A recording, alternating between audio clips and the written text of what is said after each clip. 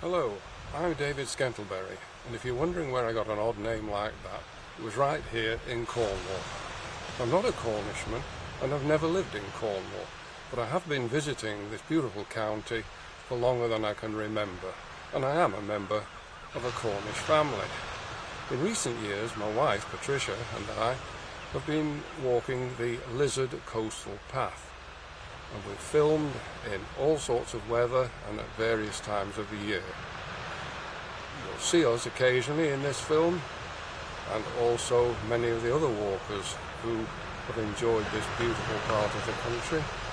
But I think you'll agree with us that the real star is the Lizard Coastal Path. We hope you enjoy what you're about to see.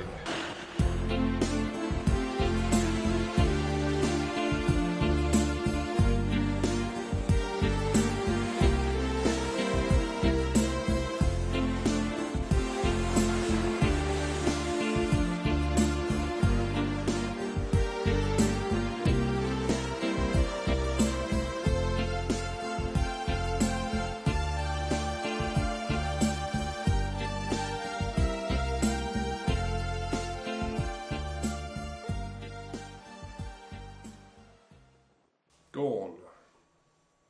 A magical time on the Lizard Coastal Path. It's a time when the coast is often at peace, save for the noise of the wind, the waves and the wildlife.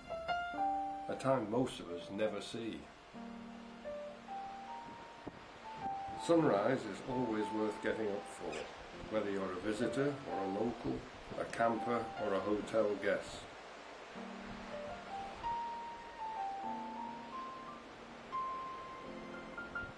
It's always different and often magnificent.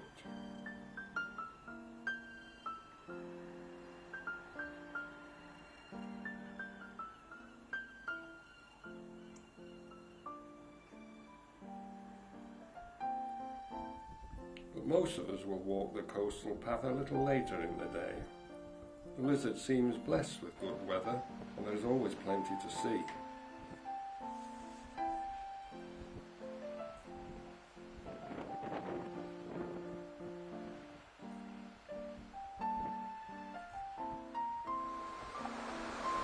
The sea is a constant companion, always attractive, but never to be trusted. As Patricia, like Kynance before her, finds out here.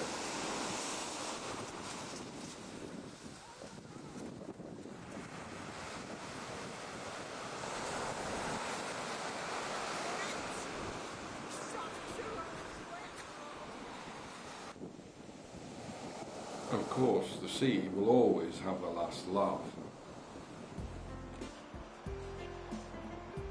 Strictly speaking, Pra Sands is not on the Lizard, but its broad sands, cafes and parking make it a good point from which to start our walk. Just don't expect the beach to be as quiet as this in the peak season. Rinsey Head marks the start of the Lizard, and the big house perched on the cliff edge gives it a forbidding look.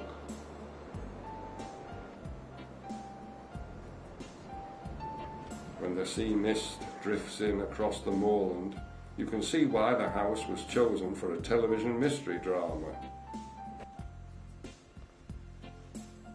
But viewed from another angle, and in different weather, it looks what it really is, a holiday let. Heading on towards Trewarwas Head, you come upon the abandoned Wheel Prosper tin mine, which dates from 1860. If you're lucky, you'll find some friendly ponies here, whose job is to graze the cliff tops for the National Trust. They always seem to be glad of a bit of company and to pose for pictures.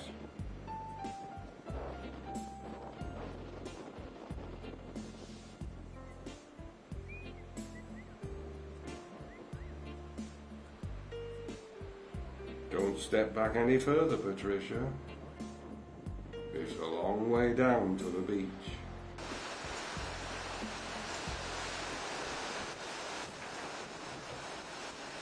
We're on safer ground here and approaching Portleven, where a cliff-top burial ground marks the final resting place of many a shipwreck victim. The landmark clock tower is 70 feet high, but it is said that during severe gales the waves can reach the top, which is probably why the men who built the harbour many years ago gave it sturdy walls. They provide a safe haven for small boats, for Portleven, in contrast to most places along the Lizard, is still very much a working harbour.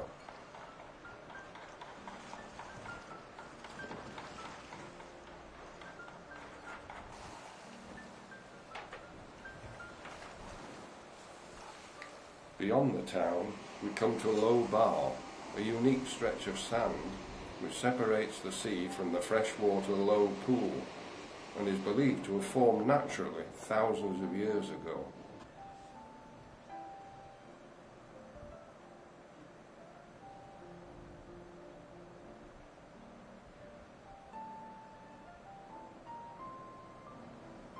You can leave the coastal path here if you wish and walk all the way round Loe Pool, which is designated as a site of special scientific interest by Natural England, and also an area of outstanding natural beauty. But be warned, it is a 5-mile walk to get back to the coastal path.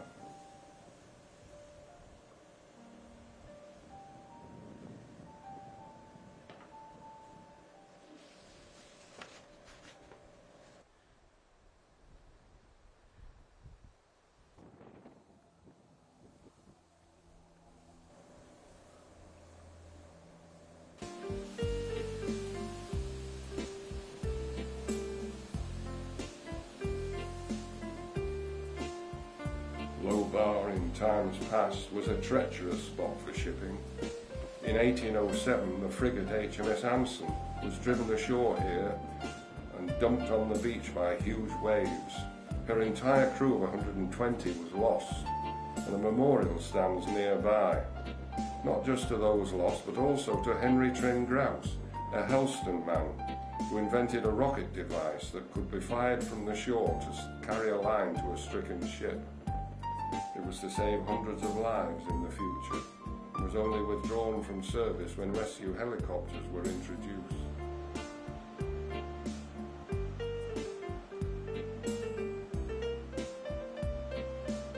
Church Cove is one of the most attractive beaches along the Lizard. It looks peaceful enough here, but it too has a long history of shipwrecks. As its name suggests, it is home to what must be among the most isolated of churches, and at first glance it appears to be a church without a tower. But the tower is there all right, buried in the sand dunes that lie between the 15th century church and the sea.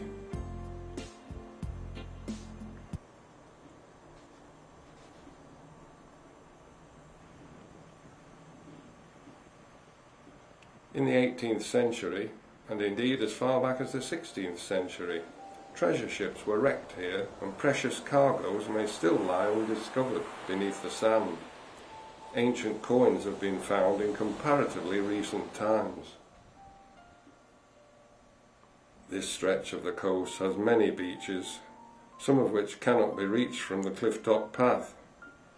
There are spectacular views in all directions.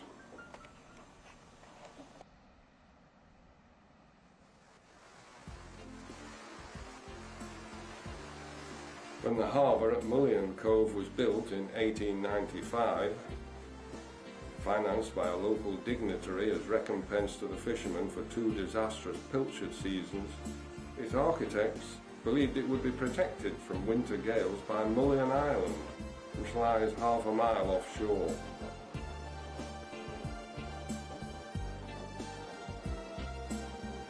They were wrong.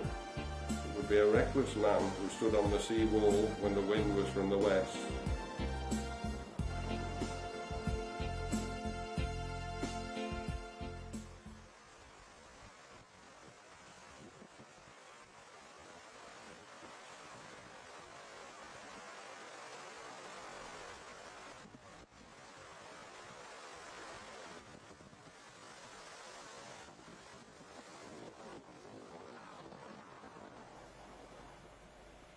For many people, Kynance Cove is the lizard's jewel in the crown.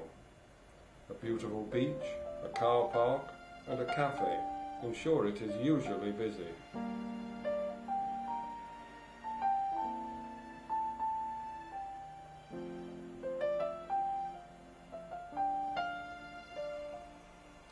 But it's also a favourite haunt of artists and poets as well as holidaymakers. Like so many of Lizard's most attractive beaches, there is a steep climb down to reach it, and an even steeper one back up, but it is well worth the effort involved.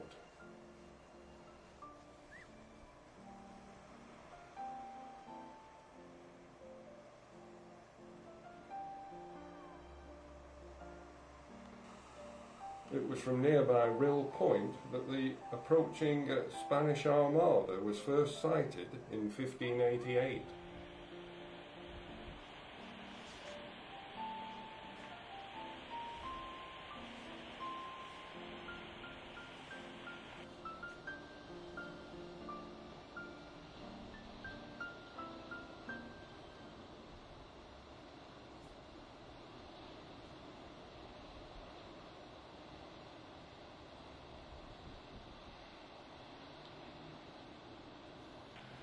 It's an easy walk from Kynance to Lizard Point, the most southerly point of Britain.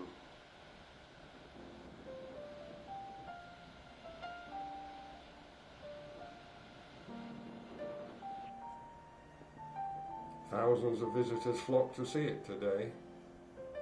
But those rocks which form the southernmost tip of the country were not so innocent in days gone by, and claimed many ships, despite Lizard having a lighthouse since the 17th century.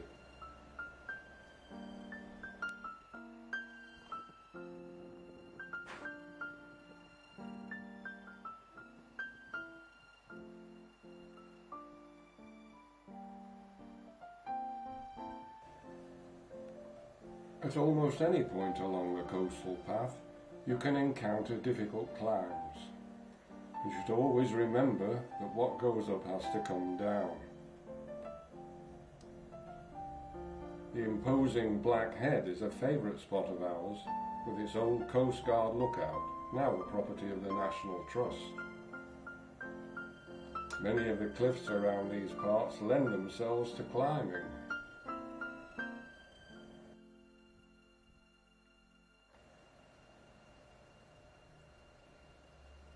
And there are always hardy souls around to test their skills and endurance.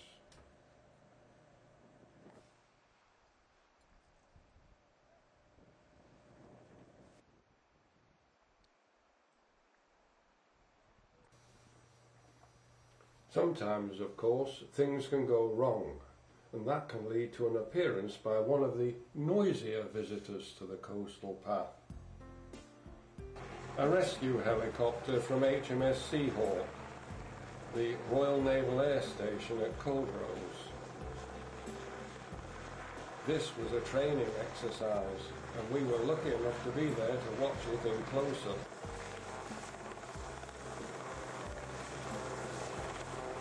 It is reassuring to know that the Navy is close at hand in an emergency.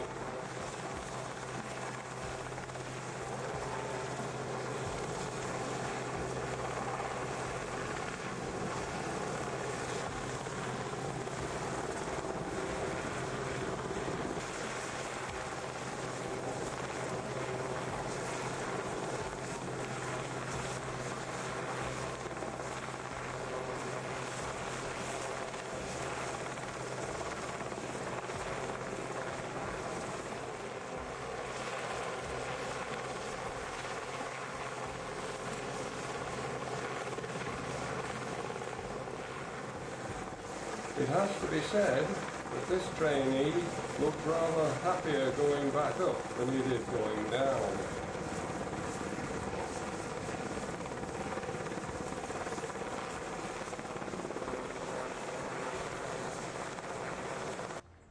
A far more peaceful scene we were extremely fortunate to see was a tall ship's race from Falmouth.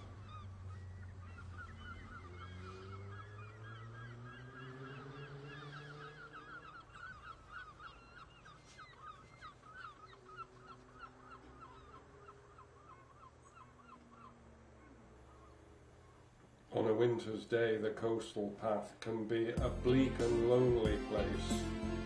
You can walk for miles without seeing a soul.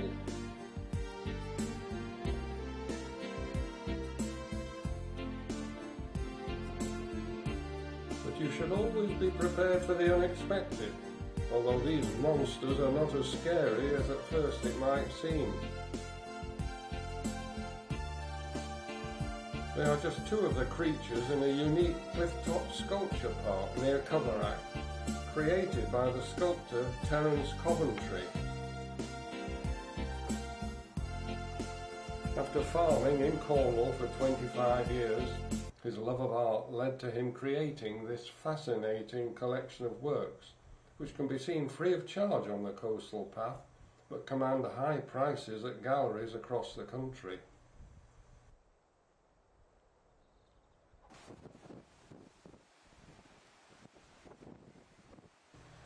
The Devil's Frying Pan, formed by a collapsed cave roof, means you are approaching one of Lizard's most iconic fishing villages, Cadgwith.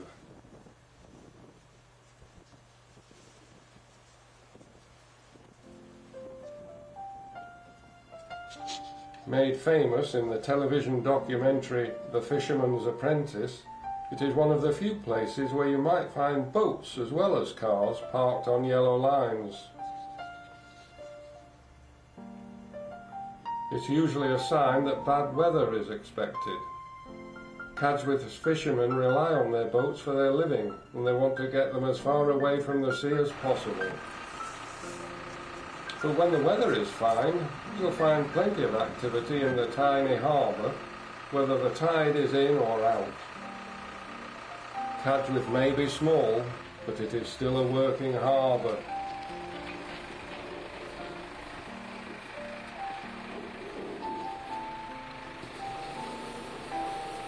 Patricia manages to snatch a few words with one of the stars of that television documentary.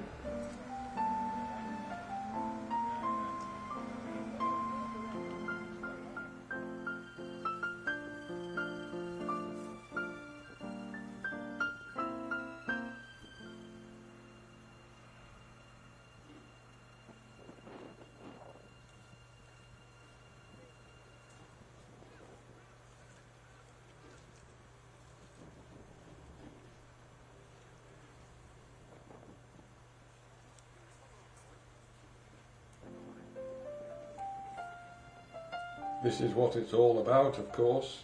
You won't find fish any fresher than is on sale at Cadgwith. A short walk up the hill from the village stands the parish church, St Mary's. It's only a tin hut, but inside it is full of warmth and character, and it has served the village for many years.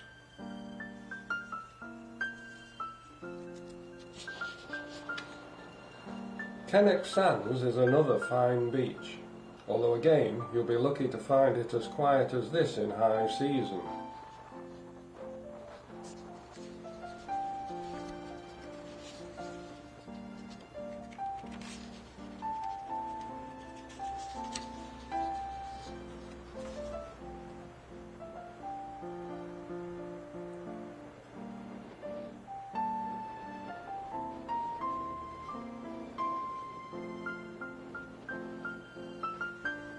This was filmed at Christmas in a stiff breeze.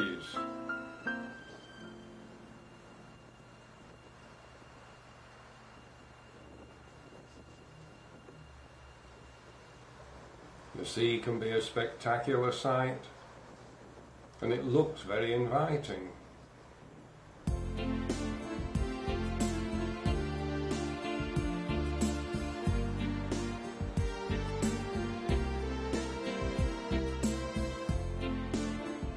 Yes, there are hardy people ready to swim even then.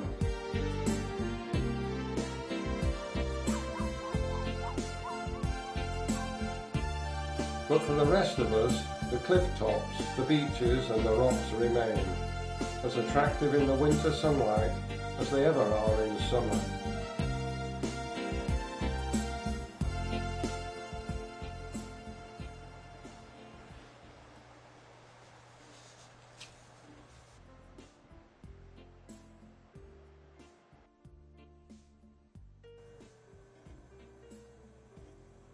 Approaching Coverack, the coastal path passes coastguard cottages, another reminder of the lizard's colourful past.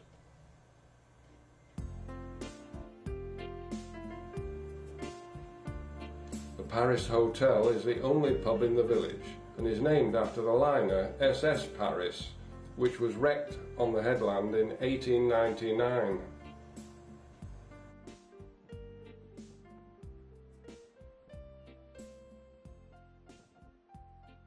There is an interesting collection of thatched cottages and other old buildings, all adapted for modern day purposes.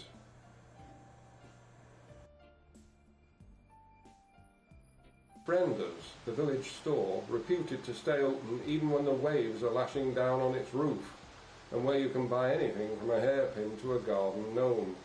Then there's the Bay, one of the few hotels on the Lizard that is literally only a few yards from the coastal path. But of course everything is grouped around the tiny harbour, which, with its fascinating collection of small boats, makes a pretty picture from whichever angle you want to look, and is another reminder that fishing is alive and well in Cornwall.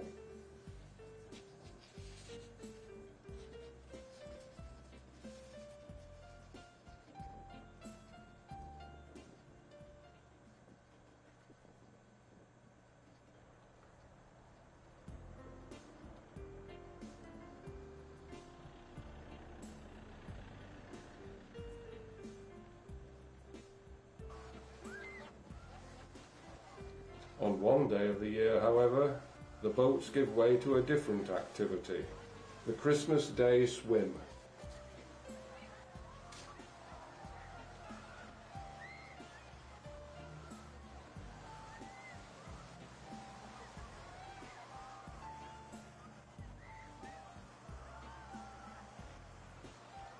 It seems as if the entire village takes the plunge, and quite a few visitors as well.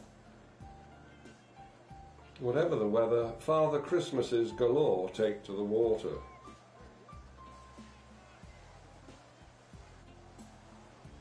They do say it's warmer in the water than out, but we'll have to take their word for it, I'm afraid.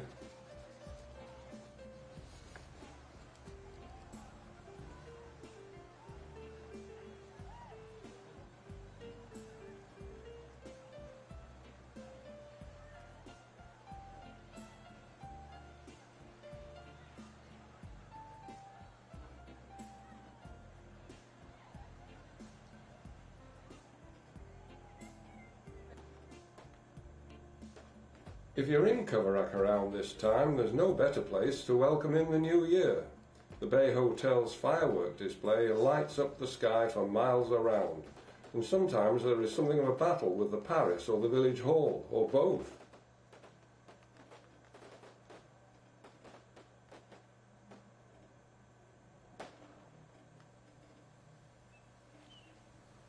Whatever time of the year, a short distance inland from Coverack is Roskilly's Farm, famous for its cream teas, ice creams. Here you can wander through unspoilt woodland around an attractive lake which is home to all sorts of wildfowl.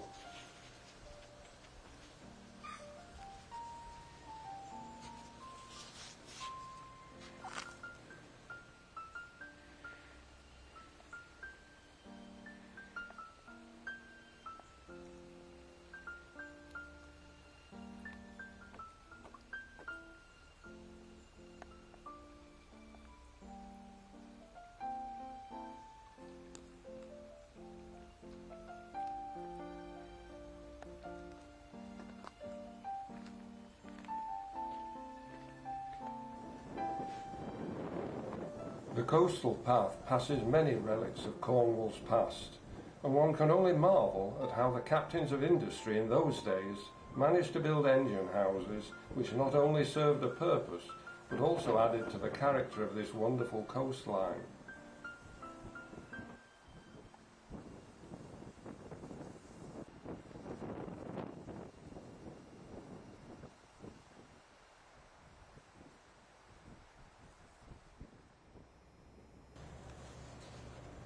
Sadly, the more recent industrial activity has left behind less attractive relics.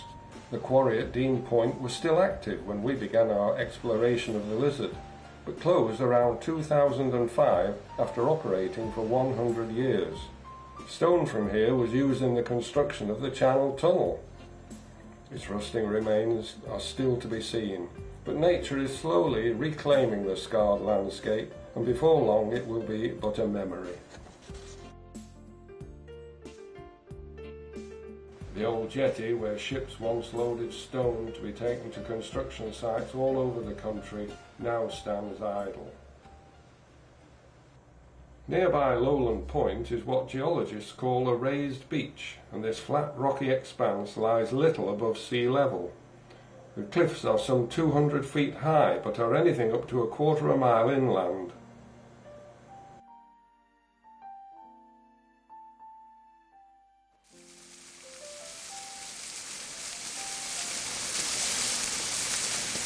We're nearing the end of our journey now at Glendergan Garden, which extends through 3 small valleys, and where subtropical plants can thrive all the year round thanks to its shelter position and microclimate.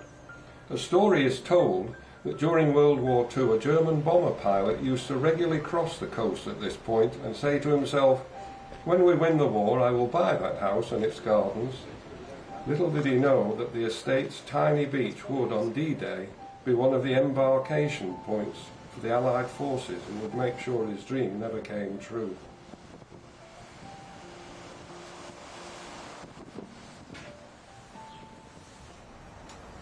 Well, there you have it. That was the Lizard Coastal Path, or just a brief glimpse of it, because we could never show it you all. There's miles of cliff-top walks, sandy beaches, quaint harbours, quiet coves, and not forgetting the old buildings that are a reminder of Cornwall's rich heritage. We hope you've enjoyed the film, and we hope that you'll go out there and enjoy the real place even better. All you've got to do now is put your boots on.